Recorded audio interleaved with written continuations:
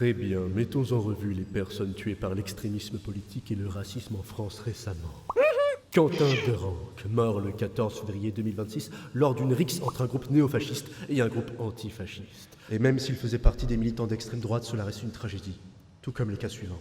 Federico Martin Aramburu, 19 mars 2022, avec son ami, ils sont roués de coups par plusieurs hommes, dont Loïc Le Priol, ancien du GUD, qui exhibe un brassard de police et possédant plusieurs objets nazis chez lui, qui l'abat de plusieurs balles dans le dos. En 2022, Martial Lanoir tue un homme non blanc d'une balle en pleine tête à Paris, avant de rentrer chez lui. Lanoir dira au policier qui l'interpelle « Tu as vu l'état de la société ? Il faut faire quelque chose. Vous ne pouvez pas.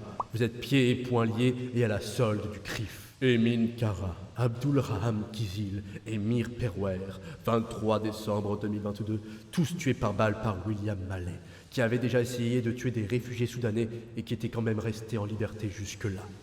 Jamel Ben Jabala, 31 août 2024, assassiné par un militant d'extrême droite nommé Jérôme Decofour. Ce dernier a écrasé Jamel volontairement. Le tueur était membre d'une milice nommée Brigade Française Patriote. Angela Rostas, 22 février 2024, tuée par un chasseur qui s'amusait à tirer sur des caravanes de Rome et qui l'a abattue devant sa famille. Elle était enceinte de 7 mois. 5 personnes, dont 2 migrants et 2 agents de sécurité, le 14 décembre 2024, tués par un jeune homme nommé Paul à Dunkerque, armé d'armes à feu. Aboubacar Sissé, 25 avril 2025, poignardé 50 fois alors qu'il priait dans une mosquée. L'assassin prend des photos de la victime avec son téléphone et s'écrie « Je l'ai fait, ton Allah de merde ».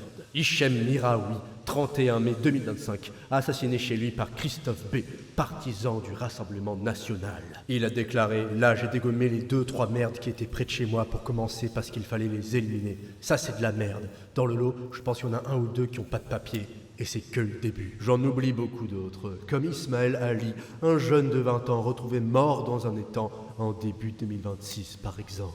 C'est sans compter les victimes de la police comme Aloussem Camara, tué alors qu'il allait simplement travailler tôt le matin. Et c'est sans compter les victimes qui ont juste été blessées comme celle de Gabriel Lousteau et ses camarades. Il était le leader du GUD Paris et le fils d'un cadre du RN. Ces derniers, galvanisés par les scores du RN aux législatives, ont déclaré aux policiers après avoir tabassé plusieurs personnes « Vivement dans 3 semaines, on pourra casser du PD autant qu'on veut ».